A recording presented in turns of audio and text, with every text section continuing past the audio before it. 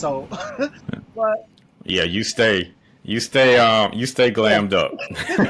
But she came and she tapped me and she said, I see you like fashion. I'll bring you some Vogue magazines the next day. The next day she came back and it was, I can't even describe it, but the books were this thick.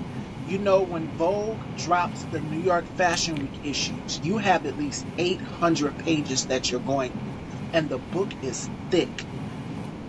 My mouth was to the floor, like I was just flabbergasted, like I have never seen this much fashion.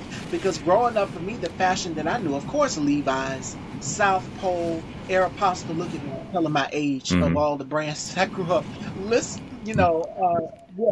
yeah, Sounds like you had to shop at Belk and yes, JCPenney, yes. like a lot Well, of us. JCPenney's, if not there, TJ Maxx, which I still shop at till this day. And Hmm. those were some of the brands that I was familiar with, but she opened the door to Pandora's box to a whole new world of couture fashion. And I knew about Dior, I knew about Chanel, but there were so many other designers like Terry Mugler, uh, Valentino is another one, Oscar de la Renta, Lorenza Score, uh, Kushney, Kushney is one. It's so many. I can't name them all. Rodarte. But she opened the door for me to be exposed to these type of designers. That's luxury couture fashion. She said, you don't pronounce it that way. You pronounce it this way. And so she got me right. She taught me how to, about the showrooms. My father taught me about the showrooms growing up in New York as well too, and how designers back in the 70s would have to do their shows, their showcases in the showrooms and things. Whereas you see it with New York Fashion Week or Paris Fashion Week going straight down the runway.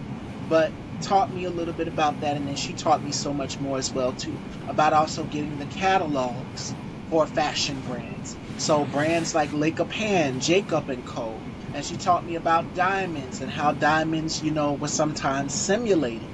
So she taught me so much about fashion, and I give all of the credit to my Dr. Glover and then my dad as well too, who taught me a little bit about it growing up in New York and how he had the hustle, working in the garment district in New York and all of those things and what may ever have you and so forth. That's how I kind of learned. But developing my own personal style, I've learned through just my own individuality.